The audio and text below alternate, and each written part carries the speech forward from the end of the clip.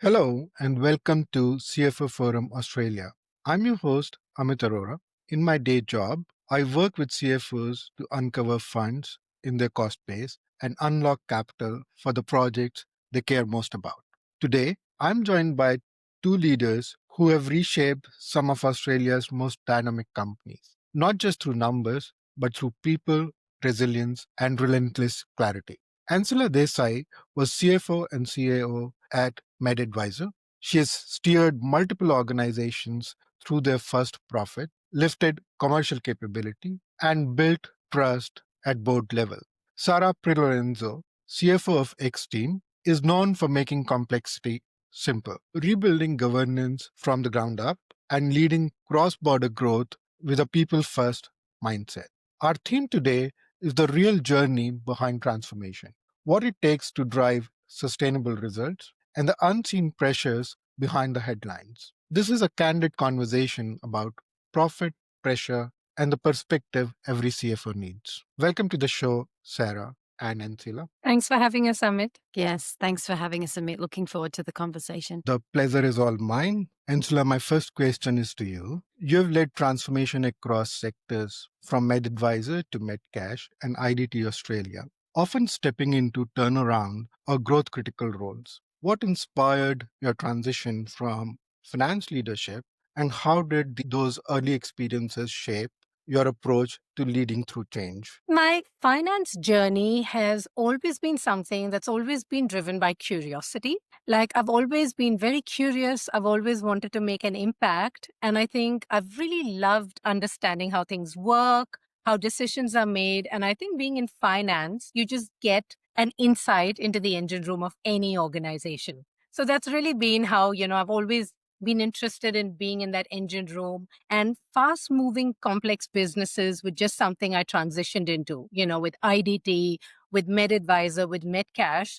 But I realized I was most energized in these businesses, where there was transformation, where there was an outcome, where there was change. And what these roles really taught me was finance leadership isn't really about controlling the decisions, but it's about enabling them. So I've always had turnaround, growth critical roles where it was really important to lead with clarity and empathy and make sure, those changes were deliberate, were measured and sustainable. That's great to hear, Ansela. You talked about having insights into the engine rooms of these organizations. Haven't you ever faced a limitation in terms of people's perspectives or perceptions about finance being a numbers function rather than so much of how things work? It's always been the way, but I think, when you get a seat at the table, when you can contribute beyond the numbers, and I can see Sarah nodding as well, because it is hard. It is a challenge. Sometimes you are looked at someone who can just provide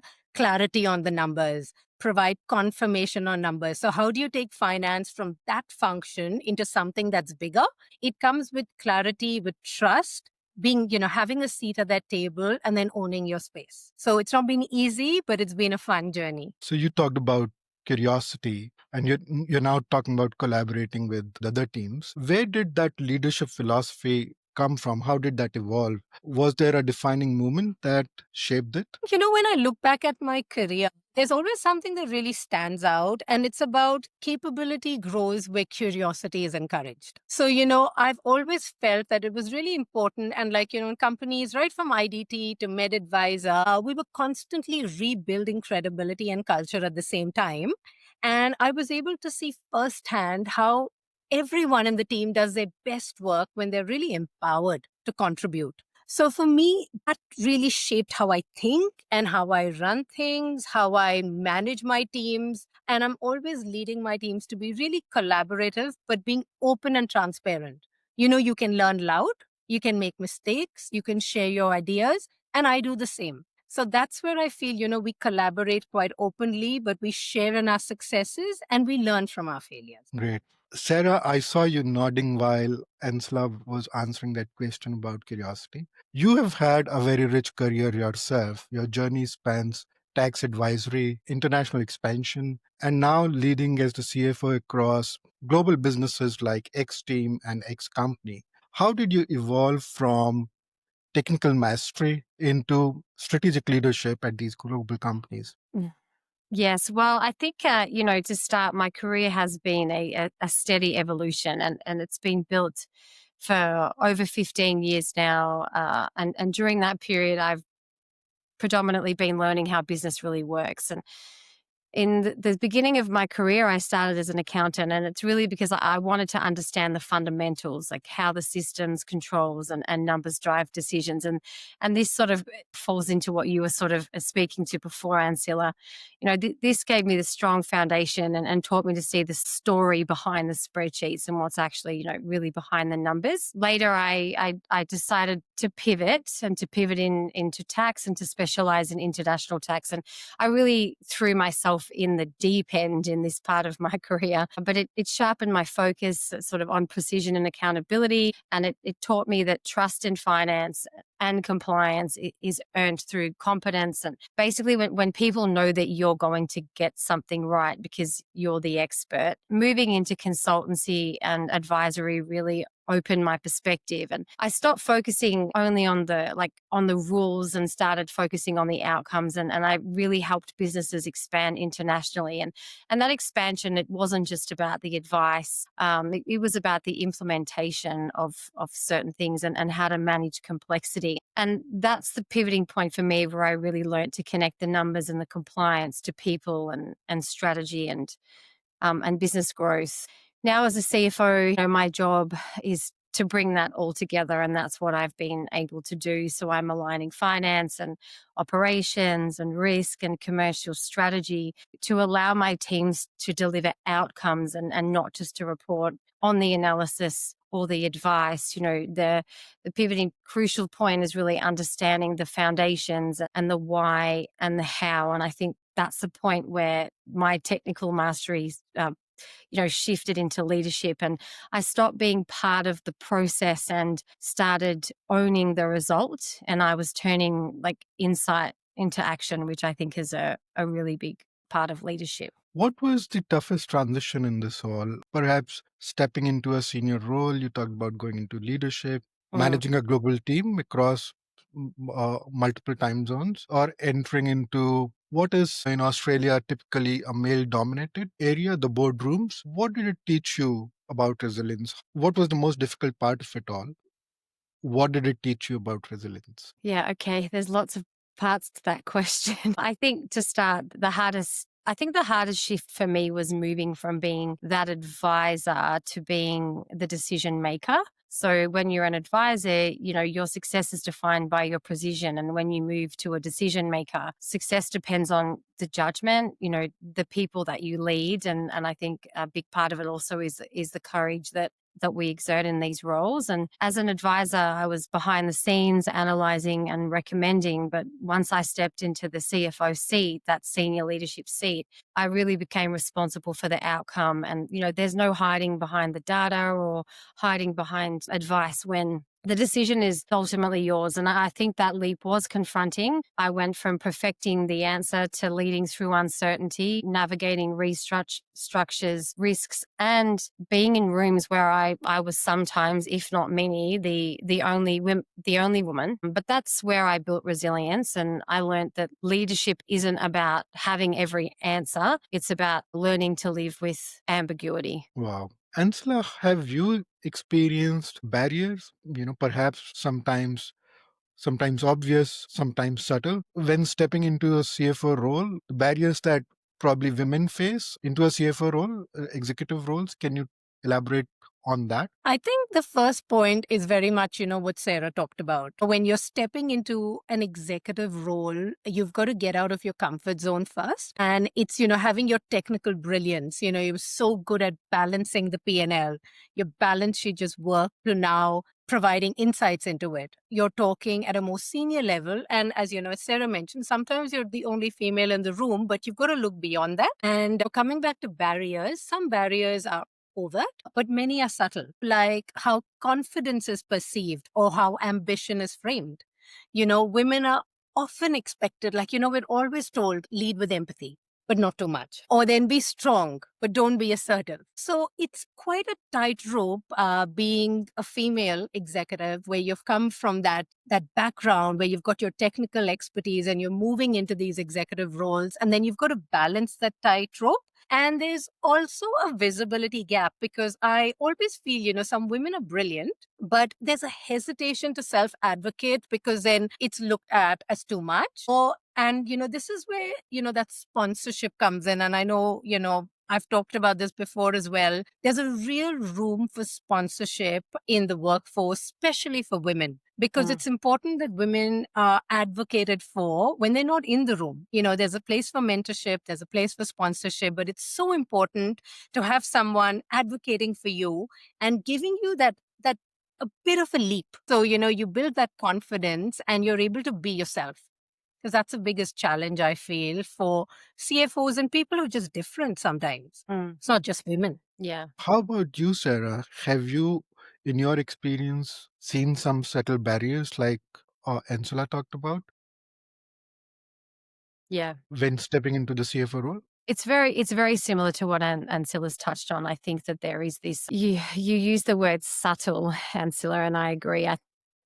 Like there's leadership expectations that still differ for women and, they are sometimes subtle. The biggest thing for me, I think, is when a woman walks into the room, there is, like you were touching on this, Ancila, as well, that unconscious need for her to prove herself before other people are confident in her. Yet a man in the same position is usually assumed capable until proven otherwise.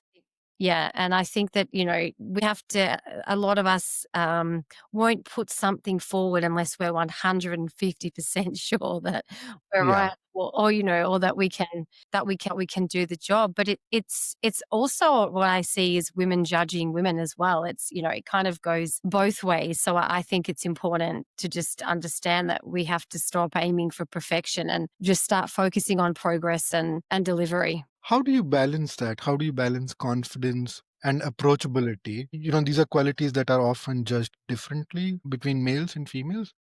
Yeah. How do you approach that? Maybe I can start with that, Sarah. Start with You that. know, Yeah. I feel like sometimes it's a balance that I think both Sarah and me, we've had to learn. Confidence doesn't necessarily mean you've got to be loud, but it's got to be grounded and consistent. And I think that's what you were talking about before. It comes from being prepared.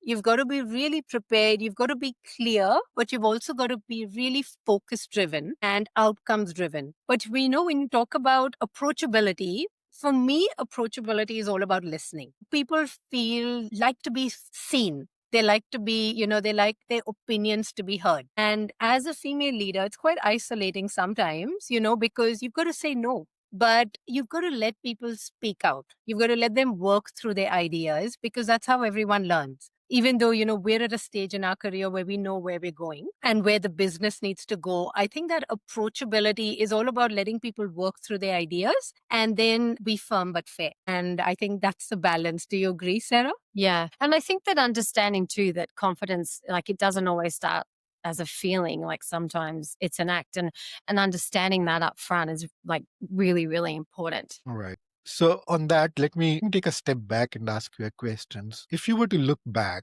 what would you tell your younger self or a young woman starting out in finance about owning her career path? I think I'd say no one is going to own your career for you.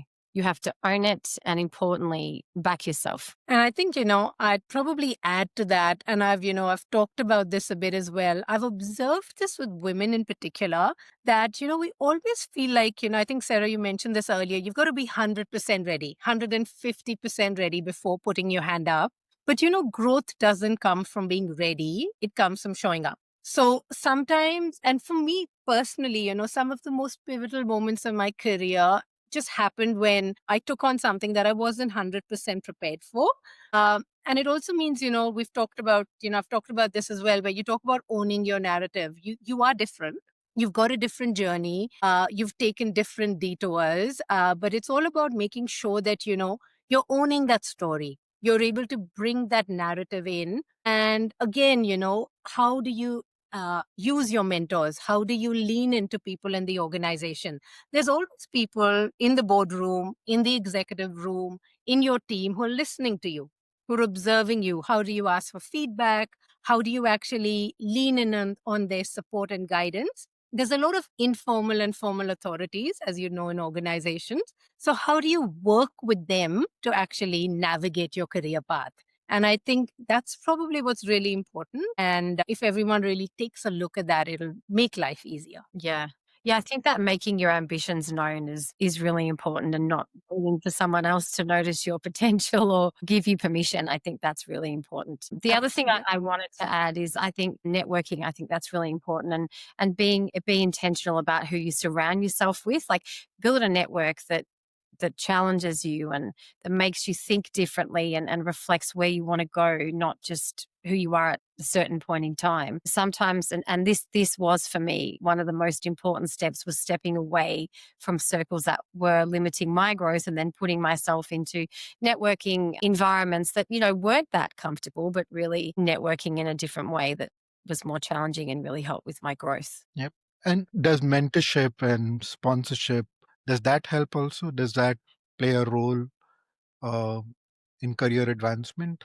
How can organizations better support women aspiring for CFO and leadership roles or board roles? What are your thoughts on that? Yeah, you touched upon networking. I think I have a question about, let's say, mentorship and sponsorship.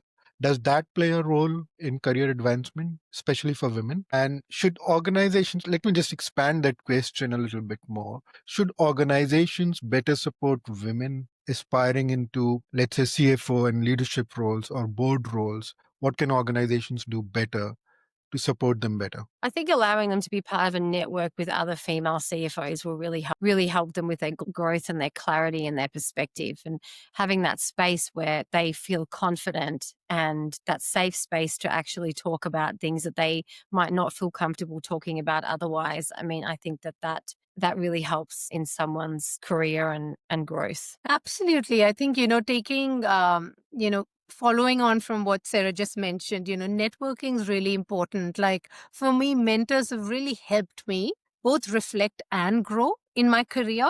But, sponsors have really created that access for me. So I Yeah. believe, they've advocated for me. And I always talk about, sponsors. And Sarah, it's people who talk about us when we're not there.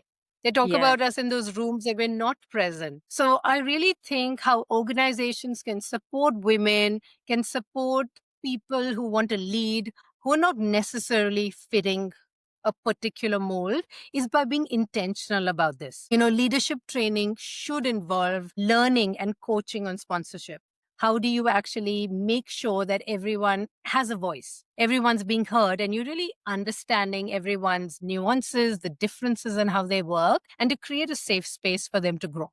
So that just feeds on, Sarah, from your point on networking, making sure you're in those right networks so you can actually grow and develop. Yeah. And I think just going on to your mentorship comment, I mean, I just want to share something that when I was studying to become a chartered accountant, a mentor once told me, you're not expected to have all of the answers. And the person asking the question in the room doesn't actually know the answer either. And that really completely changed how I saw leadership. And it taught me that curiosity and composure are a lot more powerful than pretending to know everything.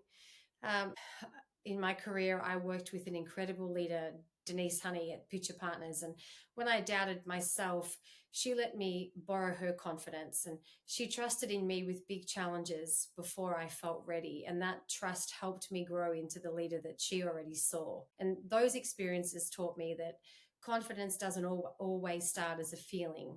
Sometimes it starts as an act, and you show up, do the work, and deliver. Over time, consistency builds credibility, and credibility builds authority. I'm also raising 3 boys, and this has reinforced that lesson too. It's taught me patience sometimes, perspective, and how to stay calm under pressure. And those same qualities really matter in leadership. Yep. No, I think that's very inspiring. Thanks for sharing that, Sarah. I think that's inspiring for me, as well as I'm sure all of our listeners, males or females, would certainly feel inspired by what you just shared. Thanks. Absolutely. My next question is to Ancila. You've been praised for helping teams build capability and curiosity. What practical steps can CFOs take to create a culture where diverse voices are heard and valued? That's a really good question, Amit. And I think, it always starts from creating that psychological safety in your team. It's important for teams to challenge each other. And it's really important to ask the why. Sometimes when we're looking at strategy, when we're, having these boardroom conversations, we're quite deep into that strategy and the vision and the execution. But then we come out into our teams and we don't necessarily explain the why. We're just explaining what's required, when is it required, timelines. But I don't think you can build capability and curiosity without encouraging the why in the team and being able, as executive leaders, to explain that to your teams. Sometimes you can't quite explain the whole extent of where you're going, but you have to explain the reason or the context behind certain decisions. It's also important sometimes to give your team opportunities to do different roles, maybe in finance, maybe in other organizations, but create those opportunities so people feel safe to grow and learn. And I think, as a leader, it's also important to show, as Sarah, as you mentioned, show that vulnerability and curiosity. You don't Yeah. always have the answers because you can't. But if you can explain that to your team, then your team also feels quite empowered to come back to you saying, look, I actually don't know what to do, but I'm still curious about why we're doing Yeah. it. And that starts a very healthy dialogue. And I think that's what's really helped me build my teams because we've always started with a very close friendship and an understanding of how we work together. And then we do our job. Yeah. And Sarah, you have rebuilt finance and governance functions from scratch, and you've led global digital transformations. Have you observed unique pressures or expectations placed on women leading large scale change in situations in global companies? Good question. Yes, absolutely. Leading large scale change, I think, is hard for anyone, whether you're male or female, and it's becomes quite uncomfortable because it forces people, think and work differently. And I've found that the hardest part isn't the process; it's the people and the change management around the people and take the people that you're taking on that journey. And when I've rebuilt like finance and governance functions and brought things in house, I had to build the structure first, the strategy, and the trust pretty much all at once. And I had to do this in a remote environment. So at the start of any transformation, which I'm sure a lot of us will agree, resources rarely match ambition. So you're often doing more with less. But like I've found the real challenge isn't designing the change. It's that change management piece, and it's really helping others, move through it. And I've also found that the women and others from unrepresented groups so often face a dual expectation.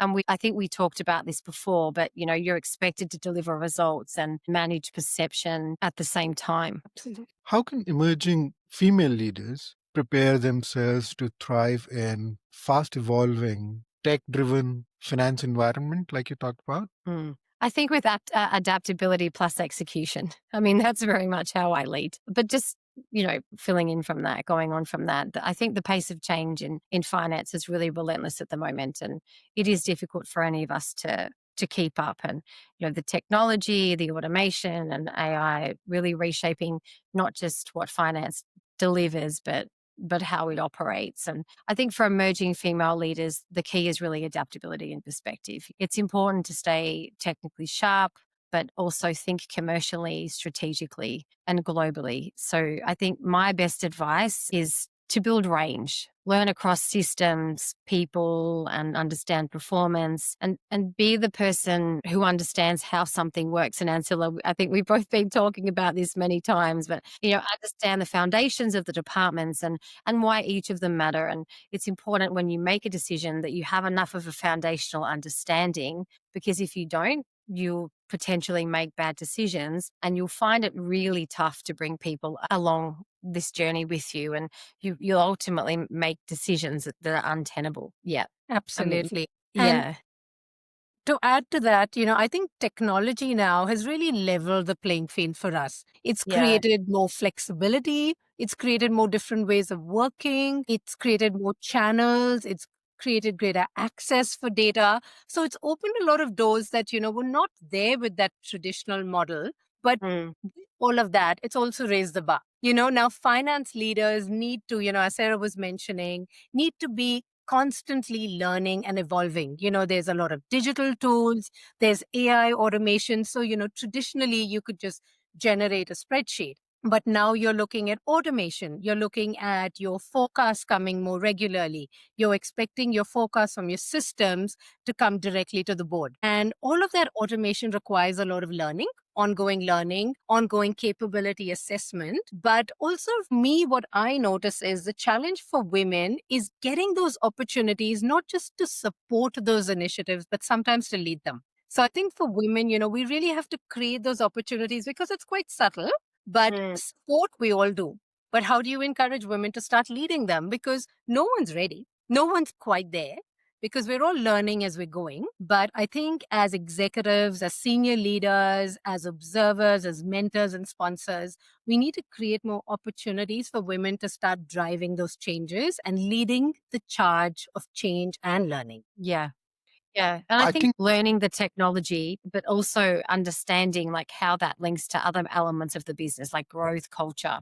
I think that's also, I think that's a very important thread that you've started, Ancila. But before we go deeper into that, let me ask another question, something that Sarah touched on.